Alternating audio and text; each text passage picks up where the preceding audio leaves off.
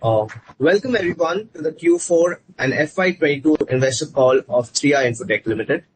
On the management, we have Mr. Thompson Gyanan, Managing Director and Global CEO, Mr. Harish Shinoy, Chief Performance Officer, Mr. Sanjay Rawa, Chief Financial Officer, and Ms. Varika Rastogi, Company Secretary and Compliance Officer. We will begin this call with the opening remarks from the management, following which we will have a forum to answer your questions. Before we invite the management, we would like to share a few guidelines for smooth progression of the event. All the participants will be placed on mute mode. We will take questions post the management address. For any queries, we request you to use the Q&A window to type your questions, or you may use the raise of hand to ask your questions. We will accordingly unmute you, and you can unmute yourself and go ahead and ask the question for the smooth progression of the interaction. I would like to request Mr. Thompson Gyanan to address the participants now. Thank you, and over to you, sir. Thanks, Snyder. Good afternoon, good evening, good morning, everybody. It's been a wonderful year. Thanks a lot for the great support all you shareholders have given us in this year. It was a very remarkable year for all of us because we have come out of the carve-out last year, and a new 3i is born. And we have been building this new 3i. It's been a fantastic year for all of us. It was just 4 quarters ago we had our first presentation, and I think, time just flies, and it's been very exciting. And we are also very, very happy to kind of share the progress we have made and also the plans which we have for this financial year. So quickly, just to refresh ourselves, when we started the year, we wanted to kind of set a goal for ourselves. And we said that we'll be a $1 billion company, and we said we'll be at AIM 30. So as we move to the next slide, Snyder will be helpful. So just to refresh everybody's memory, we set a goal for ourselves that we'll be a $1 billion company, and we called it AIM 30. So this is very important for us as an organization to galvanize the entire organization, to seamlessly see how the entire organization to move towards single-mindedly towards this goal of being a $1 billion company. It was very important for 3i because 3i used to be a $1 billion company way back in 2008. So it's important for us, this milestone we achieve as a team in this new rebooted organization of 3i Infotech. So we also redefined our vision, mission, and goals for ourselves. Quickly, to be on the vision for ourselves, just to remind all of us, we said to be a trusted global one-stop digital transformation partner who will deliver business excellence and exceptional outcomes to our customers in this new digital decade. It's very important for us. This is a kind of a North Pole for all of us. We also set ourselves with a 10-year plan, very clearly saying that what is that we are going to achieve year on year. So the year gone by, we set ourselves a goal saying we are going to hit 630 crores, and we will share the highlights of our results. And we also had milestones in terms of what is that we will be able to achieve in various points of time in our journey to become a 7,500 crore organization. So as we move on to the next slide, just to also refresh ourselves, we said we'll break this 10-year journey into shorter milestones. So the next 5 years, the year one, we very clearly said this is a year of change and differentiate because we are coming out of a carve-out, a profitable product management, product division has gone away. We only inherited the services organization. We had to build an all-new organization again. The good thing about that is the product organization made 3i debt-free. That's the positive. But then we had to restart, rebuild ourselves. So we proudly call ourselves, a kind of a $90 million startup organization. So that's the mantra in which we have been building. So change and differentiate was the theme for the first year. We wanted to kind of lay a strong foundation for future growth. Started to drive the change management. Because it's very important as a company which is rebooting, we need to rediscover ourselves, recalibrate ourselves, reskill, right skill our people. So the important point is to align, believe, and drive business with conviction. I think that's an important point. And the important thing which an organization which we realized is for where we 3i is at this point of time, where we are on a catch-up mode with all our peers, we need to differentiate to survive and thrive. It's very, very important for us. We cannot do what our peers do because we have a catch-up and we have to differentiate and to survive and thrive. That's a key message. The year one, change and differentiate. I will touch upon some of these points as we go by. The second year now, as we embark on this new year, very clearly we want to disrupt and challenge. A very clear year of disruption and challenge, because that's the only way 3i will thrive. So we need to catch up and accelerate. We want to hunt together as one pack, as one organization, across functions, across teams. We want to hunt together as one pack. That's very, very important for us. Disrupt competition with commercial models, because we have to be a disruptor with coming up with more intelligent, innovative commercial models. We want to be an organization who's not risk averse. We are ready to explore. We are ready to experiment. We are ready to fail fast as a challenge. So that is going to be the core DNA of the company going forward. So just to quickly, refresh our memories of our offerings.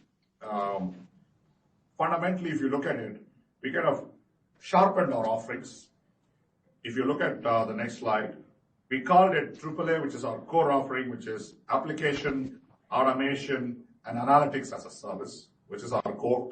Sorry to interrupt, Thompson sir. I think some are unable to hear you. Could you be a bit loud or a little closer to the speaker?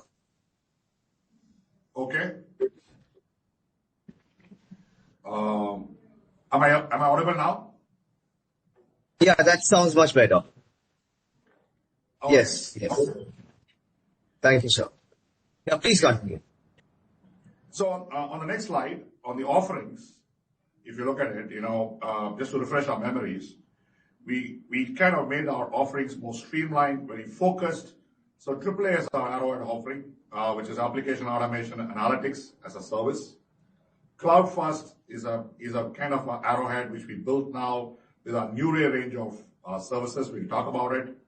We have a digital KeyPass and BPass, digital BPS, and Future Tech Technologies is our build organization where we are building next generation cognitive computing, edge computing, 5G lab service, so on and so forth. We'll talk about that. Digital infrastructure management business, which is a mainstream business. And we're also now selling global command center as a service. So broadly, these are our key offerings by which we're going to the market. And so what I will do is, I'll quickly give a business summary of the year gone by. Next slide. A busy slide, but I'll kind of call out the key points for everybody's benefit. See, quarter on quarter, we have been having a challenging year because we are managing a lot of our legacy issues, one-time cost. We've been doing a lot of proactive cleaning up of our P&L. We will talk more about that just to refresh all your memories. But Q4 was a great quarter for all of us because Q4, as an organization, we got our operating rhythm, our operating profits. So that's a very, very important point for us as an organization because as a new services company, we have been able to now generate profits. That's very, very important for us. So if you look at Q4, we kind of exited with 175.6 crores, which is almost 6% growth quarter on quarter, and an annual 677 crores, which is 11.2% growth on last year's exit services revenue. I think this has been the first major growth for 3i in quite some time. And that too after a carved-out entity. I think that's a remarkable performance by the organization with so much of variables. And now this momentum will help us to go forward. On even the EBITDA level, if you look at it on Q4, we have been at 3.5 crores profit, though at consolidated at PAT level, we've been at minus 3.9 crores. But the good point is at an operating level, we have now hit profitability. That's the message I want to leave to the shareholders. That is a profitable. We have turned around. We got our numbers right. We have eliminated all the exceptional costs, and we are now into the green zone. So that's the positive which I want to call out. If you look at the net cash, we exited with 73.4 crores. We spoke about the revenue growth, which has been pretty good for all of us. And if you look at the year-on-year gross margin growth as well, we've grown almost like around 11.2%, which is also an addition of almost 28.9 crores on the gross margin level. So as we optimize our cost, as we drive improvements, my other colleagues will also talk about all that, we will see that, the upside in terms of the EBITDA coming in. In terms of the business and strategy, just to refresh our memories, the year gone by, we have signed a strategic alliance with MDEC Malaysia. In fact, we are launching our first New-Ray 3i Plus services, which is the Oracle-powered sovereign cloud services in July. Unfortunately, due to the digital supply chain delays, we were supposed to go live in April. We will finally go live in July. This is a huge strategic way forward for the company because we will offer New-Ray 3i Plus powered services for the SMB segment in Malaysia. This is a huge, one of the strategies which we executed. The second thing is from a New-Ray product launch, from a 3i Plus, we have gone live on New-Ray 3i Edge and Desk. And in fact, the good news is that some of these products have now started getting their own customers. So they are becoming independent line of businesses for this year. So we are considering, revenue plans for these products we have built and launched last year. So that's a very, very good news for the organization. We have invested in XCM. You have seen the press releases. It is also part of our build strategy where we want to have strategic partnerships with startups, want to bring them part of our kind of ecosystem, and we want to kind of see how we can co-create IP. So this is a first step forward. XCM is a next generation technology company with 5G frameworks in terms of, which are deployable at 4G. And this is going to give a huge, momentum for our edge computing business. So in terms of SASE, in terms of edge security, in terms of edge analytics, edge application, be it in 5G, this is a huge step forward for the company. And we are going to co-create IPs, which we want to take into market along with XCM. Resident Entrepreneur Programs is live. We spoke about it in Q3 as well. Cognitive Computing Services is now calling revenues this year. And we have EduTech vertical, the second Resident Entrepreneur Program, where we are now going to offer a cloud-based educational ERP as a service for us, for our clients. The other important aspect, we are also making progress in SD-WAN and SASE built on XCM technology as well. Finally, our telecom, media and entertainment COE is now live. We have got the teams, we are going live. And this year, it's a huge focus area for us to kind of execute our promise around 5G powered services. We are now setting up a 5G lab as a service. As we are speaking, our first build or next gen services lab is now being set up in IIT Madras Research Park, and you will see the launch very shortly. An Oracle COE is now being built, and we are launching this. This is an exclusive Oracle COE end-to-end, not just from the cloud, the entire end-to-end in terms of application development, testing, focused on Oracle. We are launching this 100-member COE and in a Tier 3 city, and we are opening it in mid of third week of June. We will keep you updated about it. We are very excited about it because all these are going to enable the company to generate more profitable revenue. And in terms of delivery excellence, this is one thing which we want to kind of stay focused this year. It's very important for us to keep optimizing our run business, investing in our grow business so that we can change the revenue mix, and invest in our build business so that we can create IP and valuation for the company. So delivery excellence is going to be a very, very important aspect of it. And Harish here drives this along with, Sanjay, because it's very important that we drive these margin enhancements programs so that we're able to kind of, and this is the first time I think 3i is giving an outlook to our shareholders right now. So very, very confident that we're going to hit these numbers on a kind of what I call the blood commit. And quarter on quarter, we will come back and report back on that. On client side, if you look at it, we have had a lot of new MSAs. This year, we need to kind of expand these MSAs. It's a very important point. We have new MSAs of almost 48 new customers. Every small customer, big or small, is important. It's important for us to now start farming these customers, expanding these accounts. So the good news is that. If you look at last year, we almost added 106 crores from our existing clients in terms of new revenues, which we added last year, which was very helpful for us to bridge some of the erosions which happened and still also grow almost close to 11%. So building on our existing customers, farm them is very important. And how we want to maximize our revenues on new logos is also a very important strategy. And this year, again, we are taking a target of almost 100 crores on our book across our grow and build. I'll talk more about it in the way forward slides. We spoke about some of the large deals we have taken in US, which is now contributing revenues. Our run rates are increasing.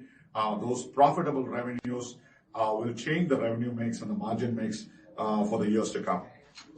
So I'll move on to the next slides because I want to have more time for questions. So if we quickly go to the Q4 highlights, just to touch upon it, but I'll allow Sanjay to talk about it when he comes to his slides. But broadly, I want to leave some key messages here. If you look at it, last year we exited 608, if you look at it, and we are hit around 676 crores, which is a very, very positive momentum in terms of revenue momentum we got.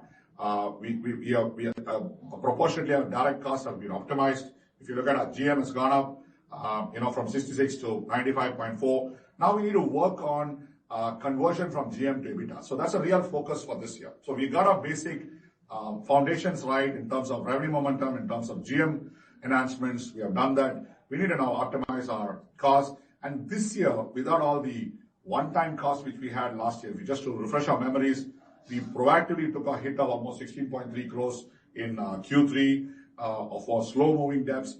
Because as a company, we said that we're going to clean up all these slow-moving debts to get our foundations right. So we took that hit of almost 16.3 crores. Our selling cost is now optimized because we were now kind of I would say that we want to deploy our selling costs more towards the grow and the build rather than the run. So we're kind of calibrating our cost, redeploy our costs in such a way that we get the maximum time for buck. Our GA cost is getting optimized. We will optimize it further this year because a lot of optimization, and I'll allow Harish and Sanjay to talk more about it because we want to optimize that further because that's the only way we'll be able to hit the outlook which we are promising to all of you. So as you go to the next slide, if you look at, it'll give you a kind of a lines of businesses performances across the various lines. If you look at it across application automation and analytics, the infrastructure management business has been pretty good for us. I think there's huge momentum in that space. Even right now, as we speak, we call it the digital infrastructure management business. We have been disrupting our own traditional data center management, your FMS business. We are disrupting it with our own technology, Maggie-powered enablement into that. So we got an upside on our GMs there. If you look at it, it's gone up to almost 23.2%, which is the positive side, which I want to call out. And if you look at the bottom one as well, the Cloud First, which is our new baby last year, which has opened its account. And it's the good news. We got our large deals, which is going to build further. If you look at it, the GM is almost 48%. This is the type of business we want to change this year. This is very, very important that we get into this revenue mix change, which is extremely important for the company. We're going to change the mix and enhance the margins and create value for all of you. So as we move on to the next slide, if you look at it, I'll quickly give a business region LOB mix as well for benefit of everybody. We have kind of renamed our regions. I spoke about it in Q3 as well. IBR is India Business Region. GBR is Global Business Region, which is Americas and EMEA. EBR is the emerging business region, which is South Asia, Japan, Australia, and New Zealand. Japan, Australia are new geographies. We want to kind of expand this year. It currently is just, Southeast Asia, if you look at it, fundamentally. Broadly, the areas for improvement for us this year, very clearly, we want to look at our IBR business in terms of profitability.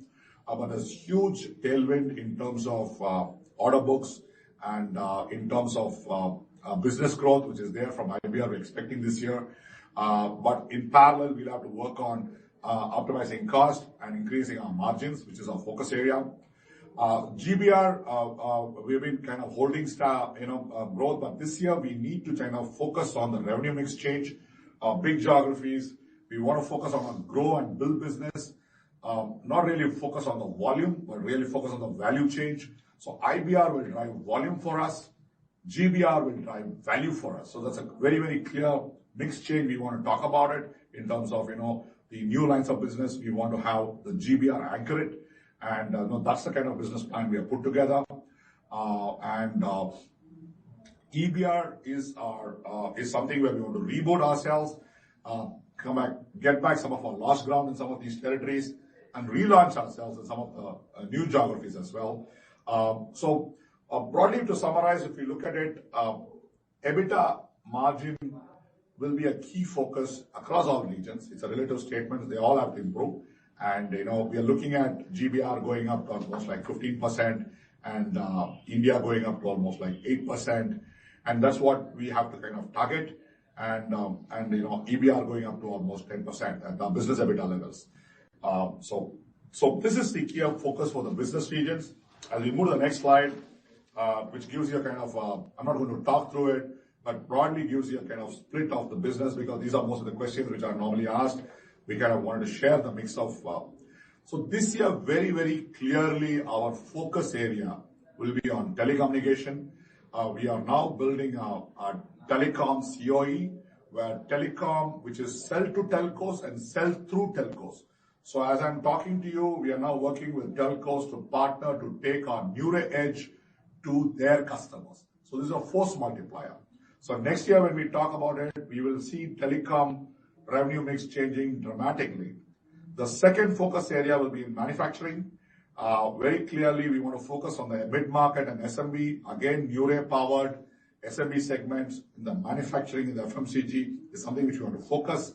So these two will be our focus areas, and we want to kind of invest in building this as we defend and grow our BFSI, high-tech and information technology as we continue to do that, but we want to grow these new industries. So I go to the next slide, which also gives you a kind of a split across top clients. So this is it's an opportunity for the company. I've always said that because it is important for us to build on these $1 million customers. We have 17 customers who give us greater than $1 million plus. So this is a very clear revenue, and where we are targeting to get our first, some of them we got $3 million or $4 million, but now we want to get this $5 million club. So how do we get to this $5 million a target for some of this $1 million customers? And we also need to kind of increase this 500K to 1 million also to $1 million. So that's a very clear account-based strategy which we are working on this year. So that's a company is super focused on, it's an account-based strategy.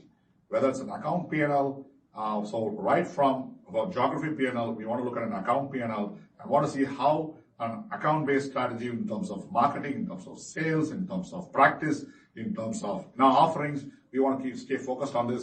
So this is going to be a very, very important business KPI, which we want to focus and report to all of you on a quarter-on-quarter basis of how this mix changes, how our order book changes, how our revenue recognition changes, how our profitability changes across customers.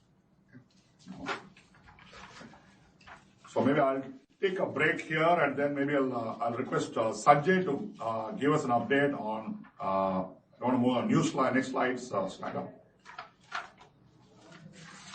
Can give us the update on the P&L and the balance sheet. Sanjay, yes. Thanks, Thompson. Good evening, everyone, and thanks for joining the call today evening. Just wanted to give a kind of a snapshot of our key financials. That is the profit and loss statement and balance sheet. Most of you guys would have kind of gone through the numbers. So I'll give you some key numbers that we have, which I wanted to kind of highlight.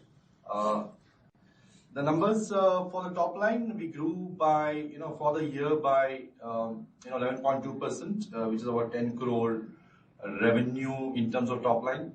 Primarily, the revenue has come up due to our US region growing and the India region growing. These are the two major regions which have grown. On the employee kind of cost side, we are kind of on a quarterly basis have done a lot of margin improvements. I think that has been one of the significant reasons for our EBITDA to be positive.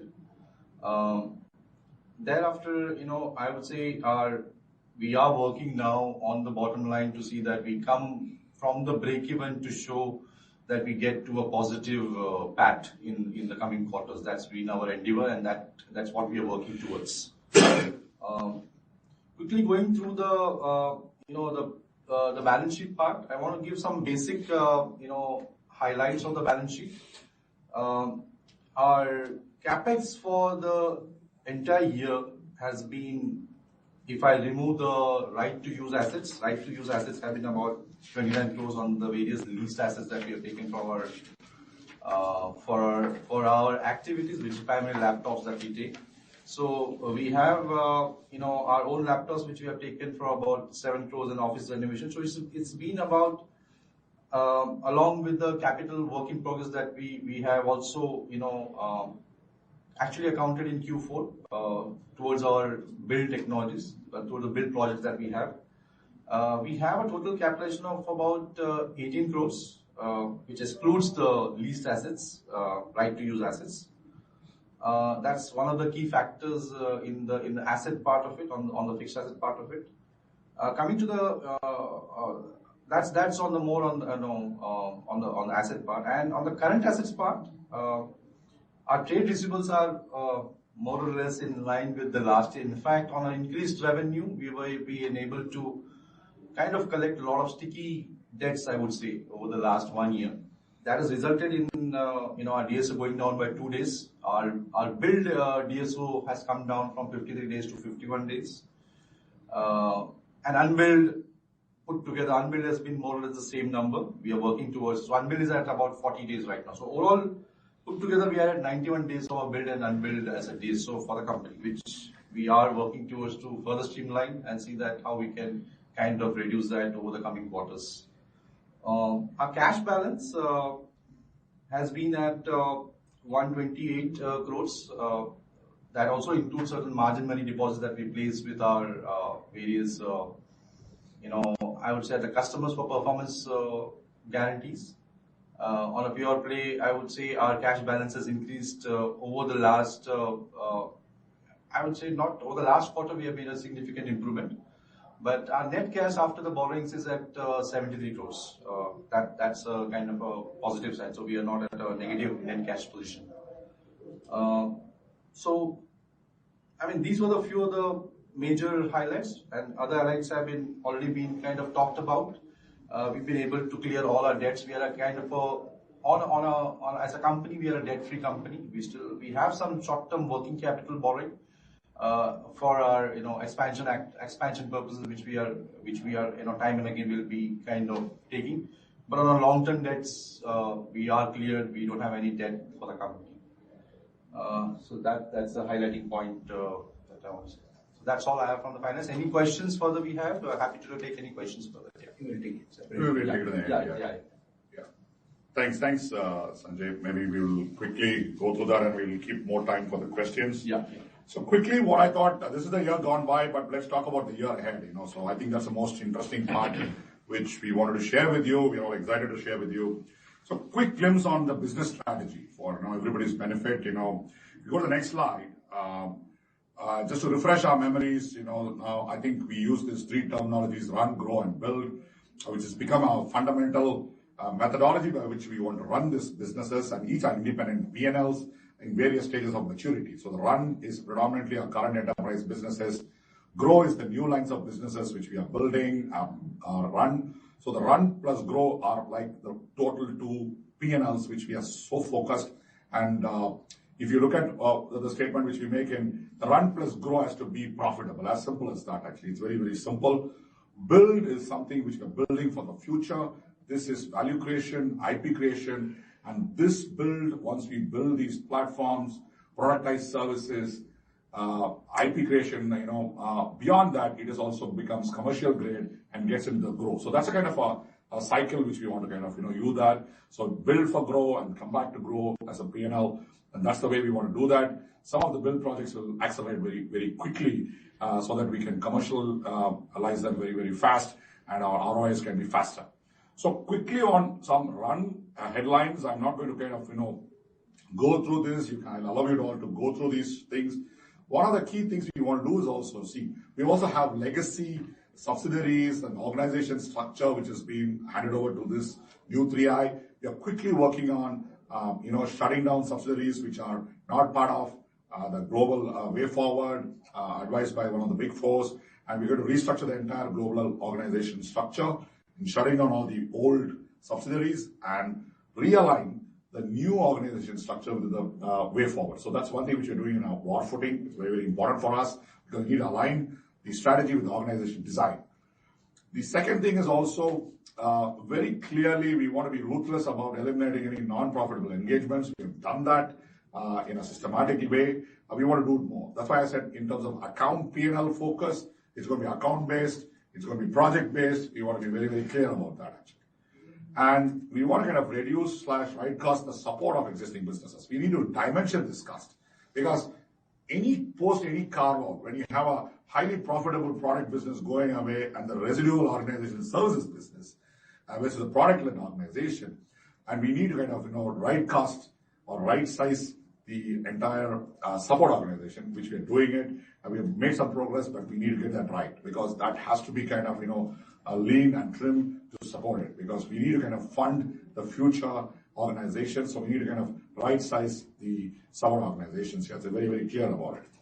And again, it's very important to right skill and reskill the organization because it's very important for us to fortify the run accounts as we are growing new lines of business. We need to ring fence our run businesses because it pays our bills.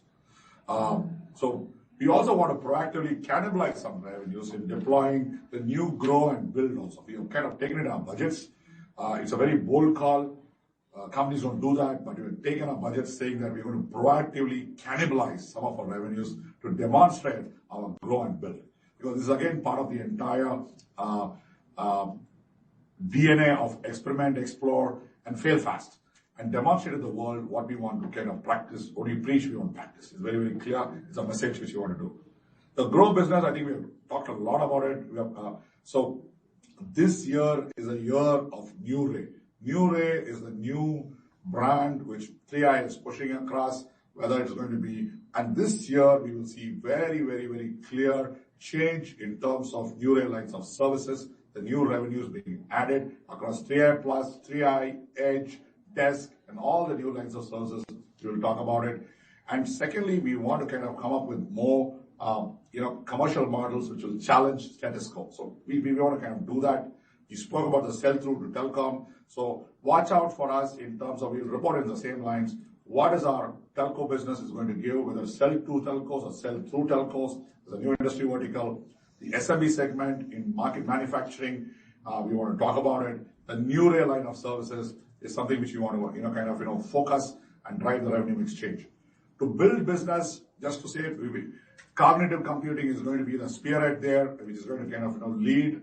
And we have all the investments we have made last year will now start giving us revenues, be it in data science and analytics. It's going to be in self-learning technology. So we're going to do that. We invested in Oracle COE, we spoke about it. We're going to do that. And some of the investments we make this year will be on 5G lab as a service, is something which we want to focus. I'll update you how we are going to take it forward. And there's a good market for it, and we want to be leaders in that and be leaders in edge computing. And Industry 4.0 in terms of manufacturing ready, convergence of IoT, edge computing, edge analytics is the way forward. Private networks and SD-WAN is a huge focus area, which we want to talk about it. We got some good funnel in this, and we'll be happy to report some of the victories of deals once we close them in the coming quarters. We'll move ahead. So quickly, just to refresh everybody's, because this is the design structure and the go-to-market for the company. We are divided as regions, which is the P&L of the company, is broken down into GBR, IBR, and EBR. The next is the industry verticals. Within the industry verticals, we have the accounts. So that's the entire P&L structure of the organization, the way we want to look at it. Horizontally, we have the run business, which is the enterprise services, which are traditional lines of businesses. The digital business, which is the grow business, all the new lines of services we spoke about. Future Tech is the name we are given for our next generation technology, cognitive, 5G, that's how it is. And we are also building a consulting business today, because last year, due to our priorities, we could do it. But this year, the focus area will be to strengthen our consulting business, because we want to be that end-to-end business outcome service provider. But we need to strengthen our business consulting capability to bring that convergence between domain, industry, and technology. So that's very, very important. The balance of the horizontals who will support this organization structure and design. So go to the next slide. Again, it's just a refresher for all of you, because this is our North Pole. We don't change it. This is the way we want to look at it. How we want to change the mix of revenue from volume to value, from transaction pricing to outcome-based pricing, and how we want to increase the profitability from 15 to 25% to higher margins is what we want to focus. So this is a very, very important slide, which will keep reminding ourselves on what are the lines of services, what we're doing today, and how we want to change this mix. And as the quarters go by, we will be happy to share how the revenue mix is changing in each of these quadrants, because that's the focus for this year. This is not only a year of providing sustainable profits and operating level, but also trying to see how we are going to change the revenue mix for the company. I'll move on to the next slide. So here I would want to request Harish to come and talk about it, because it's very, very important for us of how to convert this entire business strategy into a business excellence framework, a human capital and a people strategy, because very, very important for us. And I'll request Harish to kind of talk about this. Thank you, Thompson. Good afternoon, good evening, everybody. So I think a lot of information on this slides. A few numbers on the top side is the vision that we want to achieve. We have given the timelines also and the numbers that we would want to achieve. And the entire purpose of this slide is how do we achieve the goals that we have set for us as an organization. All the segregation of business focus areas, all that Thompson has mentioned all this while in the call. I think we need to have strategy to achieve those. So to achieve some strategies, we first need to assess where we stand as an organization. And that's what we have done in this first year of new 3i Infotech, I would say. So we identified what the baseline, where do we stand as an organization. We clearly defined what are the key objectives after we defined the baselines, whether it is market development, whether it's process improvement internally, whether it's people development, next-gen technologies, or the cultural improvement as such. So if you look at the initial slides, we started with defining key values for our employees. So that's where we started from as an organization.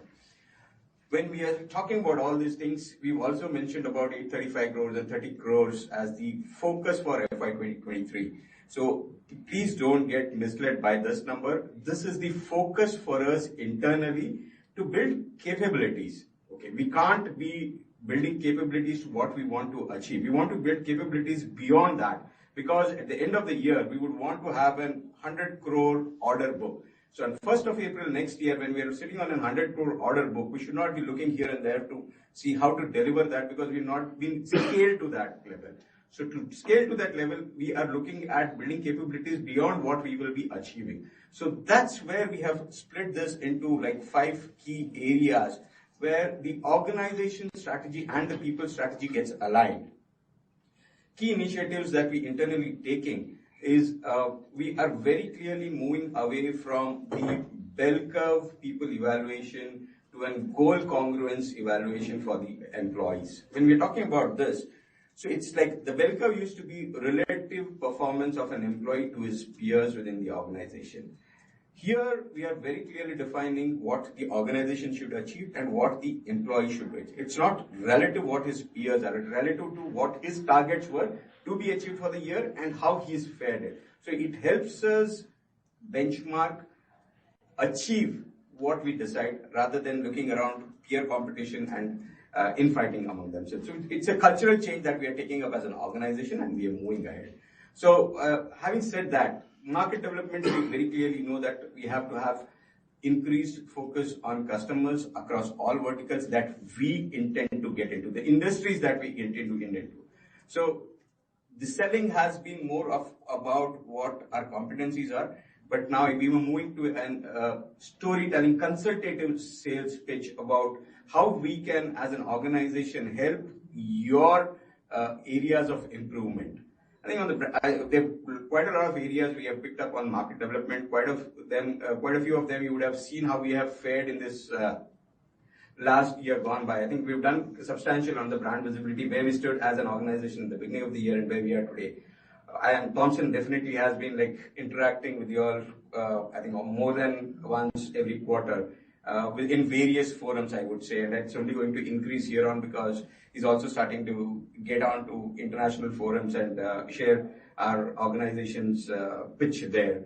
So there are various initiatives on the market development that we are taking up. And internally, like I think we have defined the key performance indicators for each of the key objectives that we want to achieve. I will not go through each one of them, but I think very specific approach in terms of the process automation that we have done, the people development that we are doing. And we have had a lot of challenges in people development, I would say. Instead of people attraction was a challenge for us at the beginning of the year. I think we have sort of tided over that challenge. We have got a strong team at the senior management as an organization, and I think we are building the next level organization now, which will help us achieve the big numbers that we have quoted at the top of the slides here. So that's about what we are talking about people development. Obviously, like the entire industry is hit by the attrition rate that's like going on.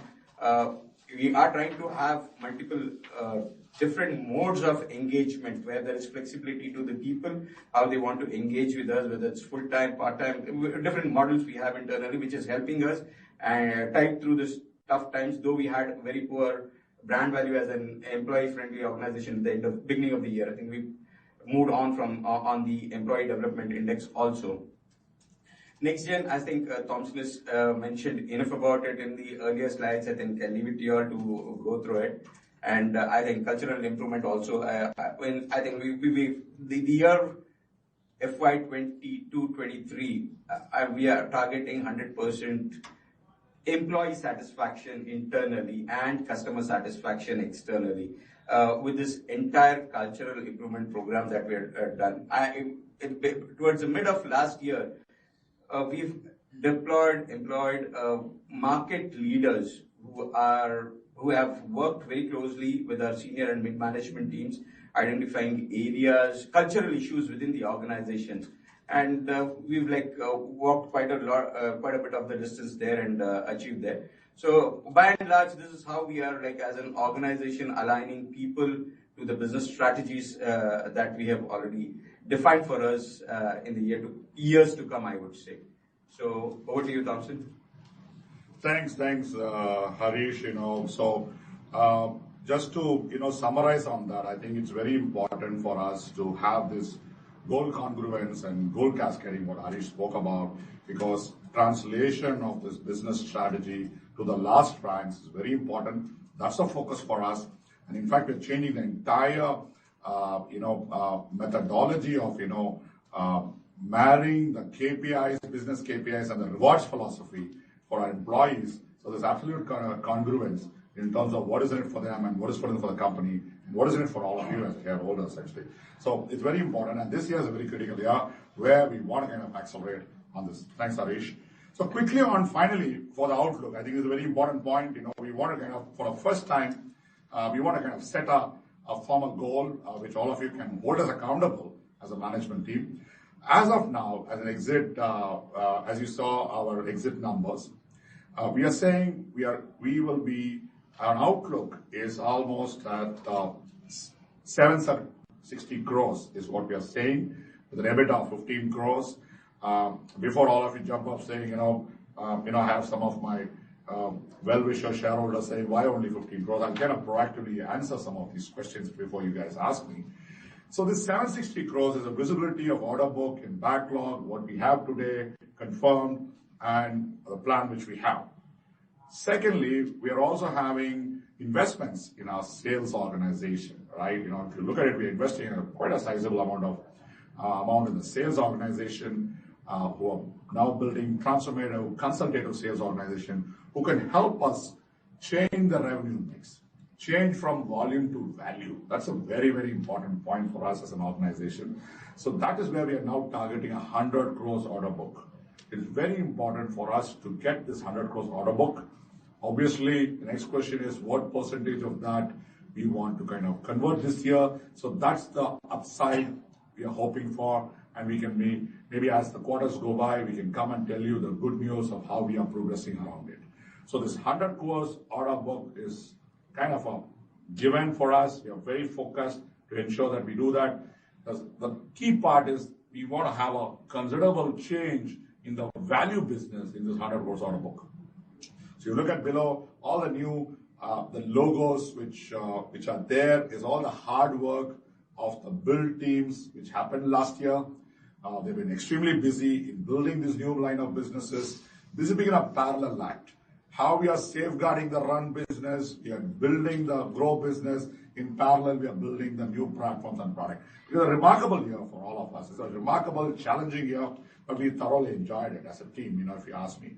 And, we're so super excited about that because these are like new babies, which, we want to see how they can now to crawl, walk, and run. I think that's very, very important. And finally, if you look at the revenue mix also, because this is some of the targets we want to take for ourselves. Getting down into the how part of it. What is the revenue mix change we're going to do?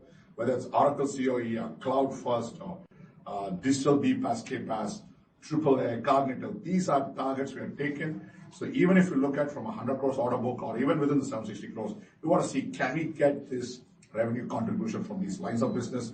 Because this is very important. It's not just getting the top line, but can we make a change of revenue mix this side? Because this is going to be hugely, adding to our bottom line. And also some of the other, SaaS businesses where we want to sell through our telcos. If you look at it, this is huge business. If you look at the New Edge, if some of our POCs go well with the telcos, it's a huge force multiplier because we are going to sell it to the telcos customer. So this is huge. And these are some targets we're taking for ourselves, which is sell through telcos.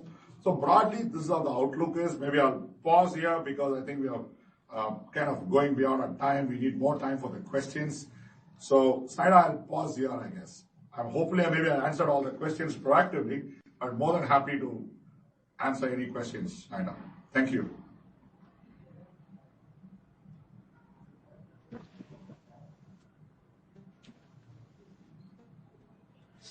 Thank you, sir. We will now move to the Q&A session. Anyone who has a question can please feel free to raise your hand. We will unmute you. You can go ahead and unmute yourself and ask your question. And if you have a problem with asking a question on the microphone, you can feel free to use the chat box to ask a question.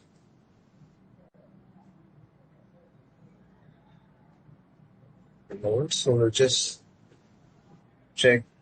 Please raise your hand and we will unmute you and you can go ahead and ask your question.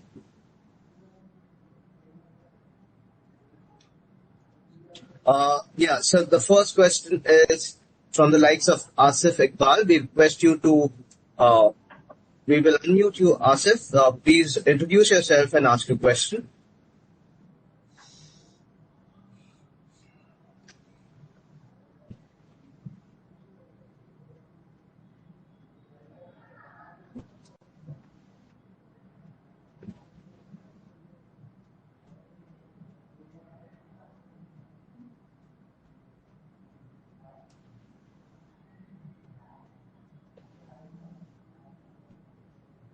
Yes, Asif.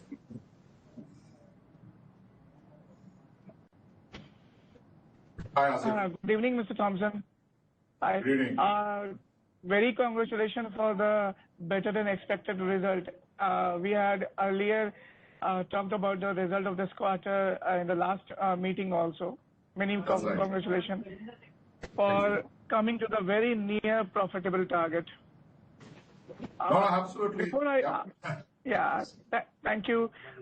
Before I start, I have a couple of questions. Before I start, I just want to highlight one thing. The EBITDA margin, EBITDA that you are giving for FY 2023, it's just 2% of the total revenue.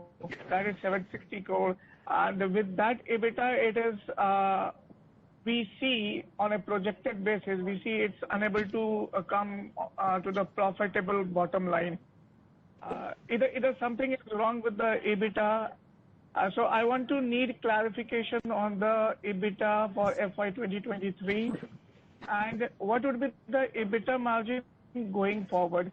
By when we would see the normalized EBITDA of industry level 15% or 20% EBITDA level. That is the industry average we have.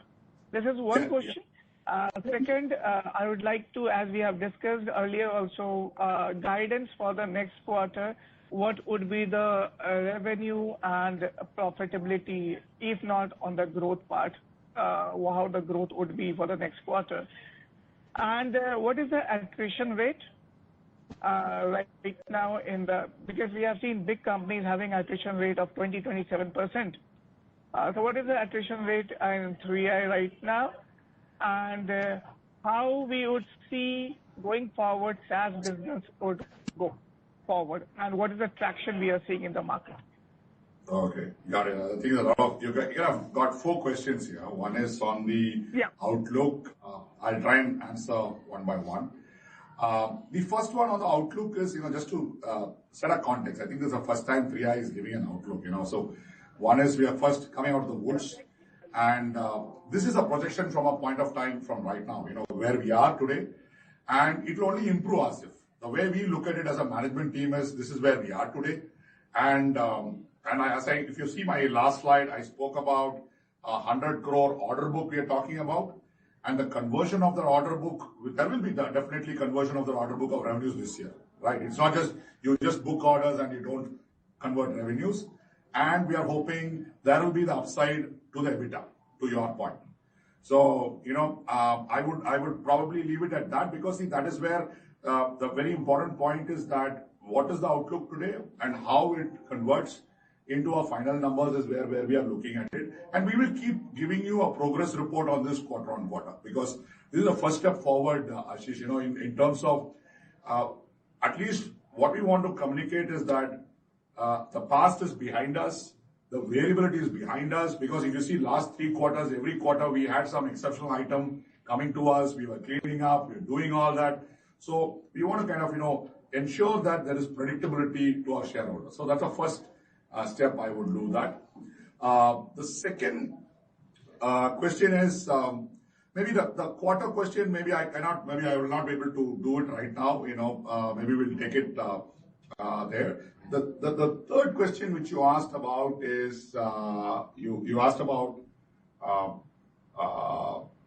the employee attrition, which is what you spoke, Ashish. So if you look at the attrition rate, it's an industry phenomenon. I don't think, obviously, we are also having a challenges. Definitely our attrition is higher than, or almost equal, not much, too much, it's more or less, maybe 1 or 2% higher than the industry. That's where we are. So what we are doing is we are mitigating our risks. As I said, we are now, as I'm speaking to you, we are setting up these COEs in Tier 3 cities. I don't want to talk about the city because there will be a formal press release of this opening. The opening is for June 24th. So that's our first COE in a Tier 3 city focused on Oracle COE. So that is something, is a mitigation plan. We are looking at it because there are other peer companies who have done it, and there are literally zero attrition in some of those territories if you look at it. So that is what we want to kind of do that. The second other question he asked is, when will we get to the level of other peer organizations in the IT industries? So I think just to remind all of you, because this question has been there quite often in every quarter. Because see, 3i was typically a product-led company. It was not typically a services company which you can benchmark with other companies. It was a product-led company which also had services. Now, when you get carved out of that, you are now redefining yourself. So what we have today, if you look at it, if you look at our revenue mix itself, our offshore business is hardly 25%, which is, if I say my export business, which is a straight opposite for any other peer company you go. Because obviously it's a no-brainer. When somebody is doing 75% offshore delivery to US and any of the developed economies, doing that, margins are no trouble at all. So for us is, we have to systematically change that mix. That is one. That's what we are attempting to do. The second is, we also have to develop new products so that we'll have higher margin business. So this is a journey. If you ask me, can we overnight do that? It's impossible. It's impossible to do that because it's a journey where we have to change the revenue mix of what we inherited to what we are now building, and then maybe we'll be able to change the revenue mix. So that's what, if you look at it, if you look at a slightly medium-term forecast, which we gave in 3 years, where we'll be able to hit at least to that levels, by that time, all these new lines of businesses, what we call as value business or grow and build, will start generating those higher margins. So if you see in our chart also, if you look at our cloud business, it's generating 48% gross margin. None of our current businesses do that, but it is very small today. But this year that will become bigger. Some of the new lines will become bigger. So those contributions will change it. So over a period of time, these traditional lines will come down and the new grow and build lines will start going up. And then that's where we'll be able to catch up with the market rates, Ashish. So that is my question. And you also had a question on SaaS business, I guess, right? No. I think did I cover all your questions, Ashish? Yeah, thank you, sir. We'll move to the next. The next question is from Mr. Harpreet Punch. Sir, request you to unmute yourself. Please introduce yourself and the firm you represent, and go ahead and ask your question.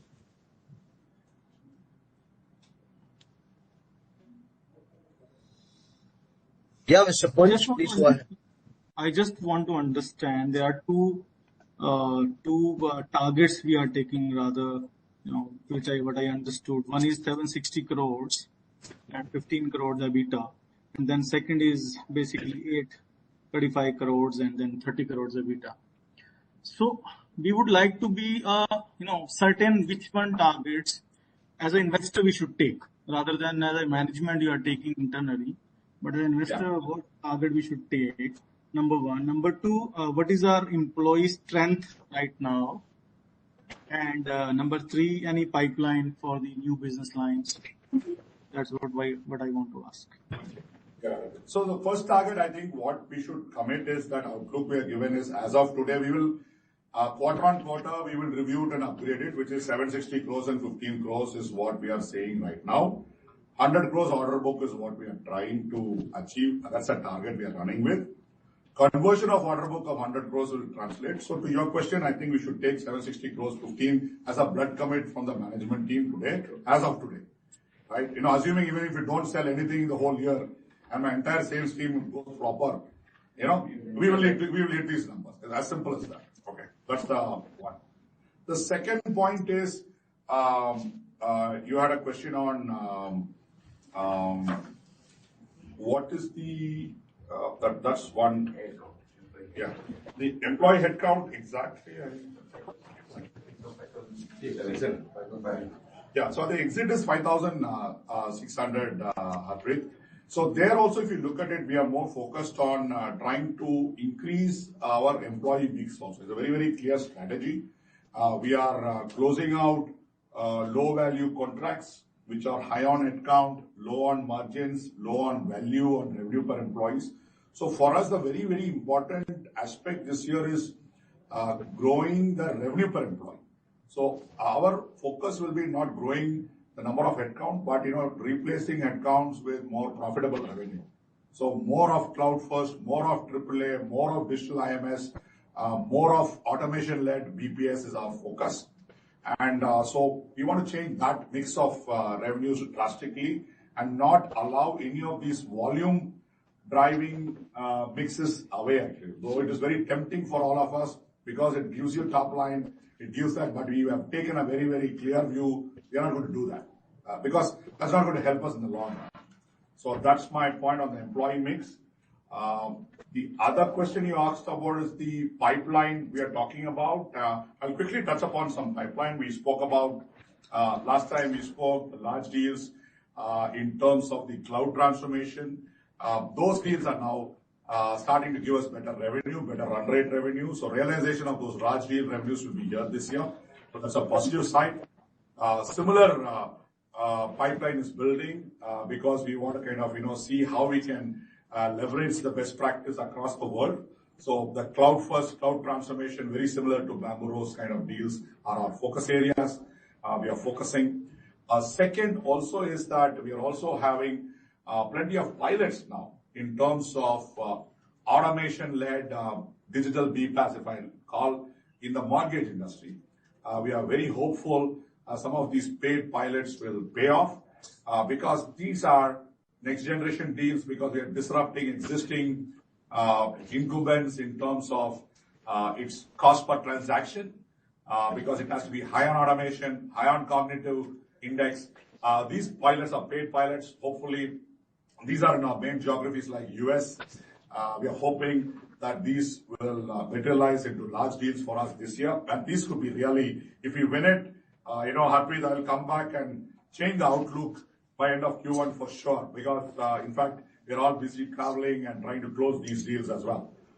Finally, also, one important pilot also we are running is blockchain-powered, background verification. It's a very, very important project for us, close to our hearts, because this again disrupts the way background verification is done today in the industry today.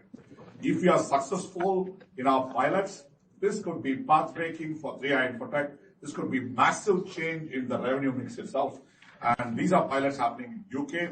We are very hopeful these pilots and POCs converts into large deals.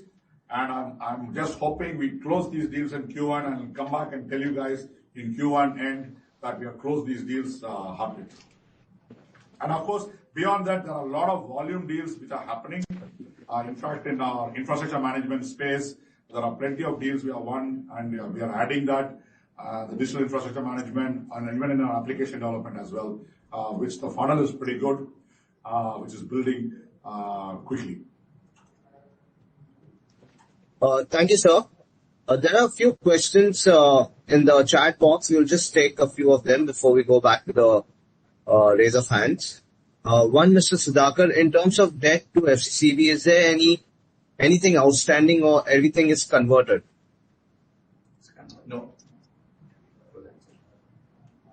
No, we have not converted any of those debts to any kind of long-term options. Yeah, the FCCB has been completely repaid. There is no outstanding and nothing is converted. So it's like zero debt, zero liabilities. That's what I indicated at the beginning. Absolutely. Thank you, sir. The next question is, what is the expected net cash position on 31st March 2023? Does the company need to raise equity or debt this financial year to carry out the plans outlined here? We may have to take some working capital limits to the extent that we may need for a growth engine, for the growth of our revenue, but not any long-term debt. We may not be needing any long-term debt, nor we may need any kind of capital equity infusion. No, absolutely.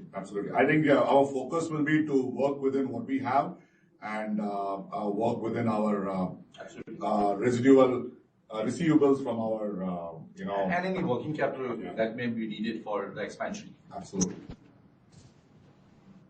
Thank you, sir. We'll take a question from the raise of hands. Mr. Siddharth Gupta, we are going to unmute you. Please unmute yourself. Introduce yourself, the firm you represent, and ask your question.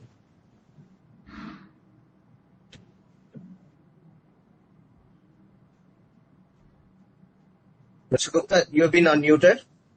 Yeah, am I audible? Yes, Siddharth. Yes, you are. Hi, good evening. I'm Siddharth Gupta. I'm partner at Voyager Capital. Congratulations on posting such a great set of numbers. It could have been better, but it's still pretty great. I'll just start off with a comment which is a suggestion from my end, and the others are a few questions. The first one is, it sounds actually a little unethical to say this, but Ukraine has actually thrown up a great opportunity because it's the hub for outsourcing for Central and Eastern Europe. So given that we do have certain presence in Europe, yeah, we could probably explore, peddling our products there and capitalizing on this opportunity that's come up. That's the comment. My questions are, first of all, could you elaborate? It's great that we posted a standalone profit, but as a consolidated, we've posted a little loss. We've nearly broken even. So could you just elaborate on what has been pulling us towards the negative territory? Secondly, are there any receivables left over from the carve-out which are still to be properly received, or which if you could elaborate where and exactly they're on the balance sheet?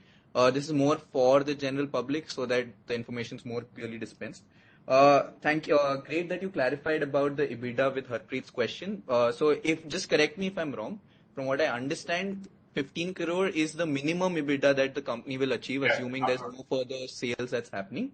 And you're trying to be a 30 crore EBITDA company by the end of the FY, if that is the maximum range that we're looking at. So that's the ideal range we're looking at, and the revenue is from 760 crores to 835 crores. That being said, you did mention a 100 crore order book. So is the 760 crore incorporating the same, or is it exclusive of that? Exclusive. 100 crores is the sales target, Siddharth. Separate. Okay.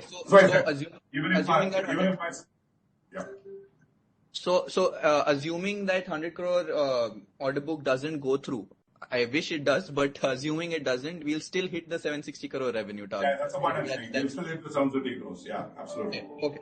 And my last one is, you did mention that you're not looking to dilute any further equity, but there was an exchange filing yesterday about about an ESOP plan that was implemented. Could you just elaborate a bit more on what more sort of equity dilution are we looking at through the ESOP program? Because that has been a concern for shareholders for a while. Okay, I think there are a few. We'll go one by one. Yeah. I think maybe you answer the first one. Let me get the first two ones, Siddharth. The impact of our dormant territories that we are operating in is pretty low in terms of the overall consolidated results. I would say it is not even material to that impact because we don't have any running expenses in those territories. Primarily, we are waiting for certain intercompany related transactions to get closed, and probably that will itself take care of closure of those dormant territories. That is one. Secondly, on the essential receivables, the carve-out receivables that you spoke about, we have about approximately 60 odd crores to get to be received from Essentio. Now this is on a couple of accounts. One is the deal related. Now deal related is more on the CPs that we have signed with them, which is getting closed one by one. We closed one CP on the BTA transfer of the Saudi related entity. We also have now the Thailand one which is getting through. We had certain regulatory related I would not say certain documentation to get completed, which is getting closed in the next 1 month or so. So these are some of the I would say CPs that we have for the deal related receivables to get through. Other than that, we have some current account receivables on account of customers non-novated, because we are also in the verge of transferring all the customers to them. So whichever is a non-novated customer, for that we are supporting. So we have some invoicing which we still do. So that all put together, we have about 60 odd crores which we have to get, I think, and that is planned during this year. Yeah. You want to take the other ones? Yeah. So the other ones are, and the first question, I think, Siddharth, you spoke about Ukraine. In fact, we were on the verge of setting up our center in Ukraine. It's unfortunate that this war has broken in, and because there's a fantastic talent, and even from a cost perspective, it's pretty aggressive. So we're also, as I'm speaking to you, we're also trying to involve a lot of Ukrainian refugees today are now in Poland and Slovakia are willing to work, and these are very aggressive rates. And we are now trying to see if we can leverage that pool. One is, how do we leverage them? And in fact, it's remarkable. Some of the rates are more aggressive than what we pay in, Bangalore or Hyderabad. And, very, very good quality resources are available. So we're trying to leverage that. So that's the, like as I said, it's unethical, but, we also want to kind of see how to leverage them. One is trying to provide livelihoods to the refugees, but also from a business perspective, we're also able to attract good talent from there. That's on that point. The other point which you spoke, I think I clarified on the 760 crores and, on the profitability stuff. And because of the important aspect is for us to convert this 100 crores order book, into revenue and, how we want to kind of drive better margins for us. I think that's a very, very key focus for us this year. Yeah, because of margin mix change is our focus for here. So we are not really going to go on the top line just because you want to hit the volumes. We want to look at the quality of revenues, change the margin mix, optimize our cost, eliminate waste systematically.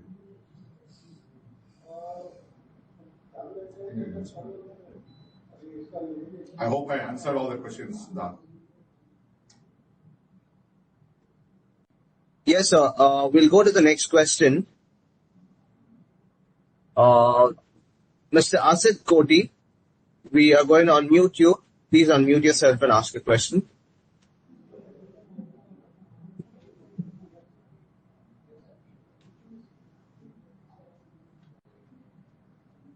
Yes, Mr. Asit, please introduce yourself.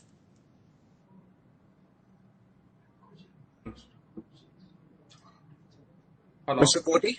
Yeah, can Yes. you hear me? Yeah. I had put in a couple of questions. One was about 5,000 employees or 5,600 employees. If you have to break it up into offshore and onshore, how is it? And in terms of marketing and others, how do we break it up? That was one, and there are a couple of other questions which I have already put it on the chat box. Yeah. So see, the mix of employees predominantly we are all, is India based. If you look at it, if I look at the other way around, US we have around, total on-site will be around 600, and the balance is India based. And now the important mix, like the other question which was asked also was that, what is the mix of, India to India versus India to onshore export business? Because that's what is very, very important for us to make a change in that. And if you look at a sales and marketing perspective, if you look at it from a cost perspective, we are investing almost close to 37 crores. If you look at it, number of people, if you look at it, because if you look at sales, marketing, if your question is on SG&A as a whole, if you look at it, so all put together will be around 100 people, sales, marketing, and sales support, everything, all put together. Inside sales put together will be this across the world.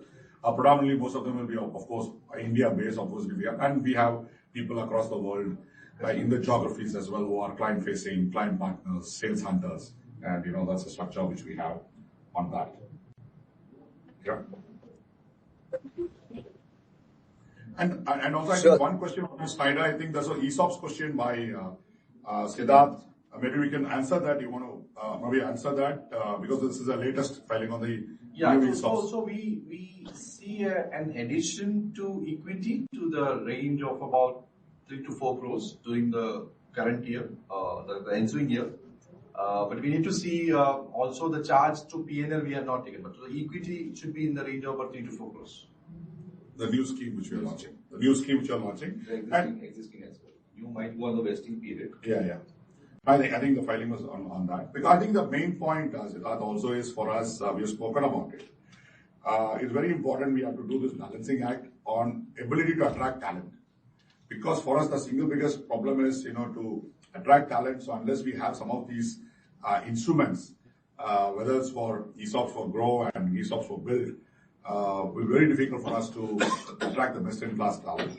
So we need to do that balancing act, as a, need the support of the shareholders also to try and see how we can, balance this, because this will have long-term gains for all of us. Thank you, sir. We'll move to the next question by Mr. Iqbal. Please, Mr. Iqbal, please unmute yourself, introduce yourself, and ask your question.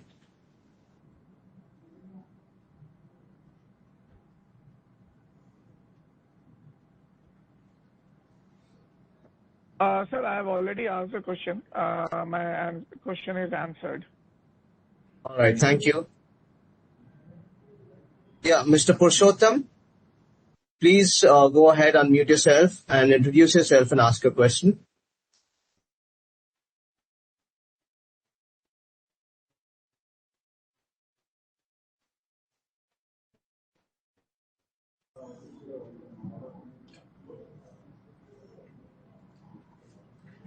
Mr. Purushottam? Yeah, can you hear me? Yes, we can hear you. Yeah, good evening, everyone. Thanks for giving me this opportunity, and let me at the outset congratulate Thompson, you and your team for coming up with much improved numbers as compared to what we were seeing earlier. There is clearly a turnaround which is visible now, so that gives satisfaction. Now, I have a couple of questions, just bear with me. One is, we talked about last time that there is business mix in current portfolio which is low margin. We want to get rid of that business, get it replaced by a new business which is 20% plus kind of operating margin or EBITDA. So one is, I wanted to understand how much is that low margin business left in terms of percentage, and what is the timeline we are looking at in terms of bringing it to the normalized level. That's number one. Second is, not to criticize because I'm a shareholder, I always remain a well-wisher. Just wanted to highlight a point that, look, we talked about our cost structure being high because we have more of onshore mix as compared to the other service organizations which have a higher offshore mix, and that is why they have an advantage of coming up with better operating margins. But then if that is the case, then our revenue realization should be much better than others. Whereas what we see is that with 5,600 employees, our realization per person in case of 3i Infotech works out to say around $15,000-16,000. Whereas if you compare it with the other organizations as your competitors, they are in excess of say around $40,000-45,000 a year. So I mean, at one end, it's a double whammy kind of thing that at one end our revenue realization is say around 1/3 or maybe around that. At the same time, our costs are also higher. So maybe this is something which you may as an organization like to look at, normalize. So these are two things I wanted to ask and set, and just a highlight of third question. We talked about 15 crore EBITDA for next year with say around 760 crore of revenue, which works out say around 2% of revenue. Now with 2% of revenue being EBITDA, if we have the other costs like depreciation, amortization and other expenses, that it will again put us into negative PAT territory. So are we saying that next year again we'll have a negative PAT? So these are the three questions I have. Thanks. No, great questions, Purushottam. So I'll try and take it one by one. See, one is the revenue mix you spoke about. See, the revenue mix is today all said and done, whether it's a low margin or what we call the run business is still paying our bills, whatever it is. So we'll have to safeguard them, drive efficiency, can we get better? And in parallel, we are trying to build the other lines of business, which I've been telling consistently. So this year, if you look at it, last year was a year of building some of these new lines of businesses, piloting it, doing all that. So today we are taking hardcore P&L numbers for some of those lines of business this year. So you will see more of cloud first, more of cognitive, more of new ray lines of businesses which are coming, which are more profitable this year, which will change the overall mix. So that is very, very important. Then the second thing you spoke about, it's a very valid point. You spoke about the cost structures vis-a-vis to the onshore versus offshore mix we spoke about. So just to again underline that, see, when the carve-out happened, the services business was subsidized, the way I look at it, because it's not the primary business. Let's be very clear about it. 3i Infotech was a product-led company. Let's be very clear about it. Product-led company. There are core products which were generating profits. We are paying up the old creditors with that. And we also had services business. We have to be really clear about it. Now, when that gets sold off, now a lot of these costs were subsidized or because services are providing intercompany business services for products and stuff like that. When that gets carved out, suddenly you have a cost shock. And that's what happens in any kind of carve out. That's what we have taken over. Now, what we're doing is that, your question is spot on, Pushpaman. So now we need to, if you see my slides, in the run exactly I'm talking about the point is saying, how do we right size or dimension this business, what we inherited to those costs? We've been doing it, we'll do it even further, and so that we maximize our margins there. So importantly, we have to do. Now, all the new businesses, we are either doing it digital-led, cloud-led, near-shore, offshore, so the mix are going to be changed. So if you see that in 1 year, this will keep coming down and this will start going up. So that's where we'll get the ideal we are expecting at least next year. The other question which you spoke about also is the 760 crores versus 13 crores EBITDA. Very clearly our endeavor, if I just again re-emphasize, which I told for others also, this is the outlook we have today. Definitely we'll have an upside on the 100 crore order book we're talking about it, which will contribute to all the other amortization costs, and at the PAT level also, we will be profitable for sure. Because this is like a worst case minimum as of today, where we are today, once we are stabilizing is where we are giving an outlook to you all, and then there will be an upside on top of it, for sure. So that's on that point actually, if you ask me. So just to add to the revenue mix, low margin projects or the cost arbitrage that you're mentioning about having offshore resources as compared to on-site resources, I think we need to understand the way of business we are in. So the contracts that we have for the on-site resources are for domestic employees. It's not that something they have outsourced the work completely. This is an in-premise development activity that we would have taken because the world is moving away from an offshore development model to a nearshore onshore development model now. So they are more comfortable with people being available at their disposal or at their working in their time zones rather than different time zones. So I think if you look at how the industry is moving, more and more nearshore onshore projects are getting executed, and I think that's where we are today, and that's why we will not be able to leverage the offshore cost margins, I would say. Yeah, I think there are two aspects, just to add to what Harish said, because one is the cost structures to do that. I think the question was more on the cost structures, which we need to work on it. Right. And of course, the endeavor is to change the revenue mix. And the important point we want to do it is we want to be right shore is the right word. That's right. Doesn't want to be, and it will be digital first, automation led, and they have examples. So that's where we want to make our margins. So it doesn't matter from where you're delivering. You can even delivering from America or within UK. But your automation mix is 40%, your cognitive is another 30%, your human mix is only around 30%. So that is where we want to move.